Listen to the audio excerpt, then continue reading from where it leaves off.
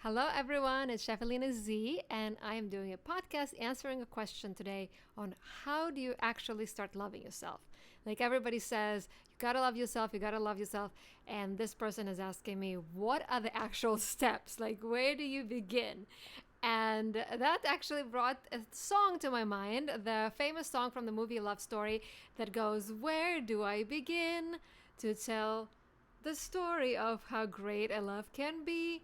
I found the lyrics right here. I was listening to it today before this podcast because as I was listening to it, I started pretending, what if it wasn't a song from a man to a woman, but if it was a song you sang to yourselves? How amazing would it be if you had a love story which ended with a happy ending, a lifelong love affair, a long life love story with yourself? Imagine if you could tell yourself all these beautiful things that this guy is singing to this woman. How amazing she is, what a light she is, and how much he treasures her. And I thought it was like, wow. If I heard this idea, let's say maybe 10 years ago, I would have been thinking like, are you crazy? Are you kidding me? And now I'm like, yeah, that's how I think of myself. Like, I'm pretty awesome. And I'm not perfect, and nobody is perfect, but it feels really great to be able to love yourself. So I want to share with you just two tips, two simple things that you can do starting today, right now, to start loving yourself. And then if you have more questions, you can message me and I can continue discussing how to fall in love with yourself, with yourself. And so let's begin. Let's jump right into it. So first thing you do, you need to get a journal. Super important. Journaling is really, really important to get your thoughts out on paper and to put your intentions out on paper, to put your desires out on paper. It's a really helpful tool. And if we continue doing more of these in the self-love narrative, right, self-love category of podcasts, you can write in that journal. And I do have a journal myself. I've been actually journaling for 9 years now. Every day I write a gratitude journal, and then I write things that come to my head, my intentions, that sort of thing. So you get a journal, and then you get a mirror, and then you get a phone. Okay, so what you're going to do is you're going to write all the things that you like about yourself or love. If you can step right into that, if you love something about yourself, write it down. A lot of people that I work with in the beginning, they cannot even find something to love about themselves. They can only find something they like. True story, when I started doing this, I read about it in a magazine. I don't remember which actress said that she finds every day 5 things that she loves about herself. And I was like, 5 things? I couldn't even find one. So I stood there in front of a mirror trying to find one. And then I thought, my eyelashes. People say I have nice eyelashes. I'm like, I like my eyelashes. So I wrote that down. And then I thought, well, people say I have nice hair. So I wrote nice hair. And then I found like 3 more things to make it 5. And it was so hard.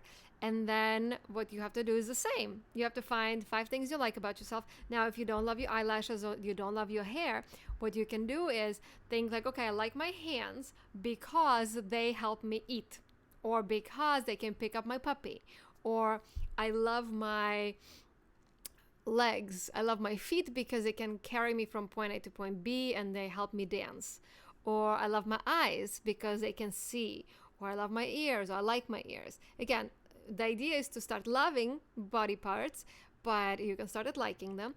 And once you list 5, write why you like them or why you love them. Appreciation of any kind, whatever nice words you can say about yourself, are key in this exercise. So don't worry, we're not going into just just purely physical likes and loves. What you will do after that is you're going to pick up your phone and you're going to call your best friend. You can call your parents too if you want. If you have a good relationship with your parents, call somebody that is your confidant, that loves you, and you ask them, hey, I have this crazy girl, Alina Z, asking me to do this exercise, and I'm just out of curiosity.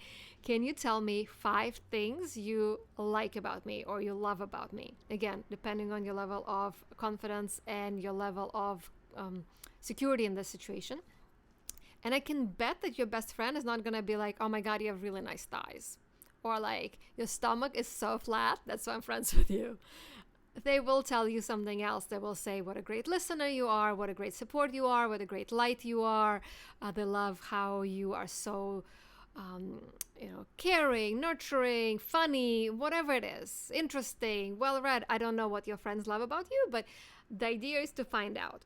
And then you write it down. You write down in your journal what your friends love about you. If you can find one friend, great. If you can find two, three, however many. And yes, I've done that about myself as well. I've asked my friends, what do you love about me? Or what do you like about me?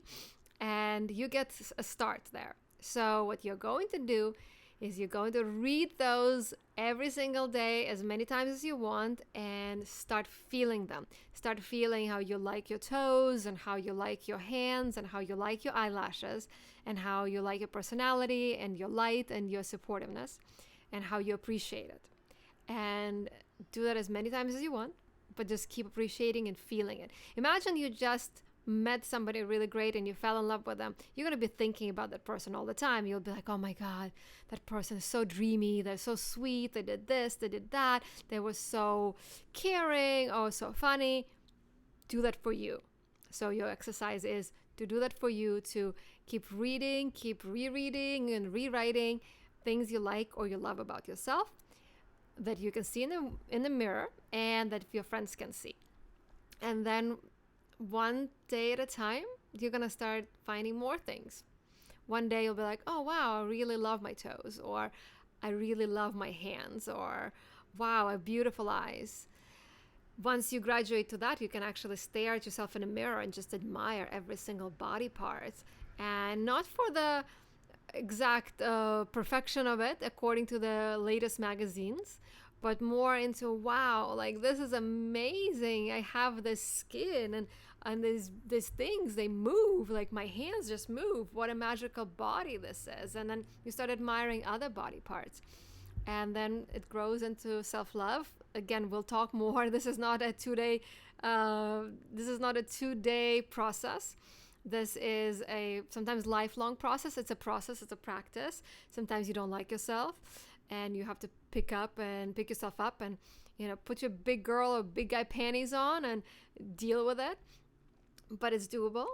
Trust me, I've been there. And if I can do it, so can you.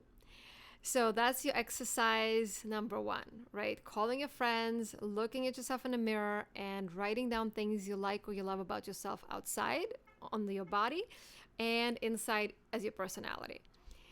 And then the second exercise that I want you to do is a pleasure exercise. And I think a lot of women, we tend to take care of so many people. And I'm not trying to discriminate. Men, I'm sure, do too. But I find that in my practice, more women are caring for other people. And men are more logical. They think, if I don't take care of myself, if I don't get enough sleep right now, I will not be able to take care of other people. So let me take care of me so I can sleep, so I can think better, so I can go to my job, do good work there, make money, and support my family. Women, we take care and take care and take care of people, and we're like, oh my God, I haven't slept in days. If it sounds familiar, you're not alone. It's just women are wired in that way, more so than men. I think maybe more feminine energy versus masculine energy. I don't want to discriminate, and I don't know anybody who's listening in detail and in person. So in my experience only, I'm speaking for, but as feminine energy is more caring, nurturing, masculine energy is more focused and more rational, I think, in ways of taking care of themselves and making sure they're taking care of urgent things. What's immediate and urgent, men take care of. Masculine energy takes care of. Feminine energy, again, takes care of everyone else, and they don't take care of themselves. They don't take care of what's immediate and urgent, and taking care of your body, taking care of your soul, stopping and saying, you know what, I'm going to take a bath, even though I have millions of things to do. I'm sure you're listening, you're like, yeah, I don't have time to take a bath when I have millions of things to do, duh. I'm not saying take a bath every single night, but what I am saying, and what I want to challenge you, is to realize that your pleasure and joy are immediate and necessary things to take care of. They're immediate and urgent. Here's why. Imagine you are running around doing all the things for everyone else, and then someone else needs help and they really, really need your help, but you just break down. You cannot do it. You physically can break down. And a lot of people get sick because they run on empty. And if you think about a car, if you're driving a car, if you don't stop for gas, then the car will run on empty and it can either crash on a highway, it can stop on a highway, and you won't get to actually do things that you need to do. So what I want to encourage and inspire you to do is imagine that your pleasure is very, very urgent and very, very necessary to take care of. It doesn't have to be an hour a day, 3 hours a day. It can be 5 minutes a day. It can be 1 minute a day. But I want you every day to love yourself so much, to pause for a minute, for 2 minutes, for 5 minutes, for an hour if you can, would be great. And just do something for you that might not be in any way sensible. It might be laying around in bed and reading magazines, but do it with purpose, with pleasure, not just mindless, but mindful pleasure. It can be, going to the store, getting beautiful glasses. I have these glasses that I bought at Anthropology, and every time I drink my water, this one has apple cider vinegar. I feel so much pleasure and joy. So this is my, quick little pleasure every day. For a couple of seconds, I drink from this glass. It's wearing jewelry that reminds me to love myself. So I have this heart that I got as a gift from my mom for my birthday. And I have jewelry that I got myself. So I have this bracelet I got myself as a gift for my birthday a few years ago. I have flowers, as you can see behind me. I buy flowers for myself every week to 2 weeks, depending on how long they stay fresh. I have a candle thing here with candles and stones that bring me pleasure and joy every time I pass by them. And I try to decorate my house with things that bring me joy. And they help me remind myself to stop and pause and to bring the joy, to bring the pleasure into my life. So every day I do something, even if it's just very little, like smelling the flowers, smelling the candles, pausing for a minute, calling my friends. You can write out a list of things that bring you joy and pleasure. I actually have them in a circle. I have 10 categories of things that bring me joy and pleasure. And I'll tell you, during the beginning of pandemic and during whatever the first however many months before we could actually go out and see people, it was really hard because one of my biggest pleasurable things is going out with my girlfriends and having drinks, having bubbly, sitting outside and people watching and shopping and traveling. Those are the things that bring me joy, and that was so hard not to do. So if you can hear my puppy is walking around on the hardwood floors, and he brings me a lot of joy, so I try to spend time with him. I live in a busy town. You can hear sometimes on the podcast that the motorcycles pass by, and I love walking around and just enjoying the sunshine and the air. That brings me joy. And one thing that I started doing this year is going to the ocean at least 3 times a week, which, believe it or not, even though I live close by, I would not go. I just didn't think it was urgent. Thought I have so many things to do. But when I realized I was running on empty, and during the pandemic, I had to take care of my clients, and I still do, but I think it was more urgent because there was just nothing open, and I just felt so much stress. And going to the beach brought me so much joy and so much pleasure, just doing nothing, just standing there with my feet in the water, even though it was cold, and walking around in the sand. It was amazing. And I know not everybody has the luxury of doing that. So I invite you to find things that you can do to bring you joy. You can even order or you can buy a lawn, like a little miniature lawn of green grass, and put it in your house in the bathroom. And every day when you go and take a shower, you come out and you ground yourself in that. Or you can buy a mat with stones, with semi-precious stones like jade or whatever, stand on that, on those grounding mats. Or you can go just be outside and look at the sky and realize that all of this is temporary, and this is a crazy life that we're living on a rock, spinning in the middle of nowhere, going around a planet made of fire, and we are in the middle of nowhere, going nowhere, just spinning around every day, and then we're going to die. I know it might sound a little morbid, but if you think about it, it's actually very, very freeing, because you know how the story ends. So you might as well make the best out of it. You might as well enjoy it and enjoy your life. And so pleasure and joy are so important for self-love, for yourself, and self-love that will help you refill your own cup so you can give more to other people. Because it's not selfish to love yourself.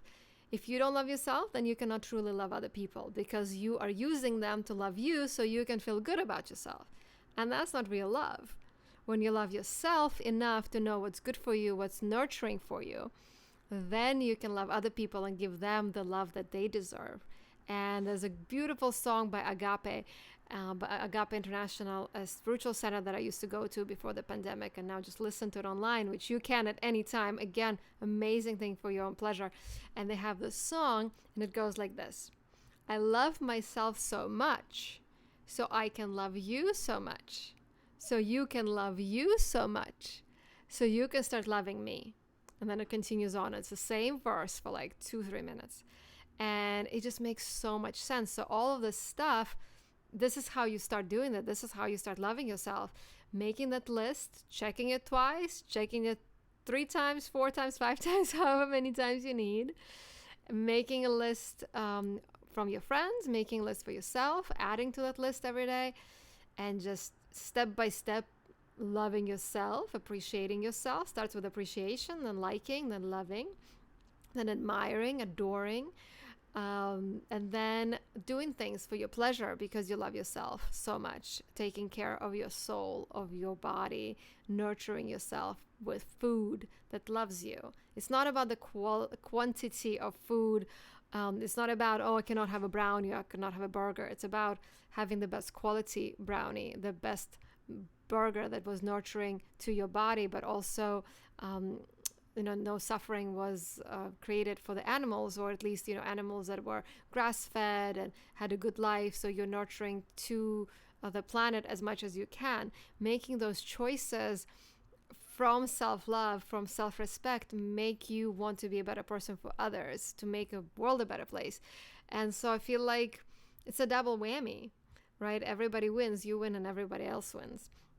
So I hope you found this helpful. And my friend who asked me that question, I hope you found it helpful. And if you need any help, and if you want me to tell you what I love about you, I'm happy to do that as well. But yeah, that's where you start. That's where you begin. And then listen to that song. Where do I begin to tell the story of whatever the love story song? Listen to that and pretend it's for you, from you. How amazing is that, to create a love story for the rest of your life? There's one person you'll be with for the rest of your life, and that's you. And if you create an amazing relationship, a self-loving relationship, it's going to be a love affair to remember and to live by, and you will inspire other people to love themselves as well. And who doesn't want that? It's so amazing. And also, if you want, last thing as we're finishing up, you can go on my YouTube and find my videos I did. It was hashtag 100 Day Self-Love Affair. And I started doing that in 2015 in November. And it was amazing. I went out and I did videos every single day on what I did that day to love myself. I took myself out to movie with myself, not by myself, with myself. I went to the movies with myself. I went on a romantic date on a Saturday night to a very romantic restaurant on like a top floor of this beautiful restaurant. The restaurant was on top floor of this beautiful hotel. And then I traveled with myself, and I've taken myself like on little adventures, like zip lining, just really, really fun 100 days that I've had. And I got to inspire a lot of friends who were watching that and following me. And I'm really happy that you guys are asking questions like this so you can feel happier and feel better. That's what I'm here for, to help. So keep asking me. Ask Alina is for you. This podcast is for you. This YouTube video is for you. Let me know how I can help you. Cheers to your health. Cheers to your awesomeness. And I'm so excited to know that people want to love themselves more so we can make this world a better place. Okay. Love you guys. Bye.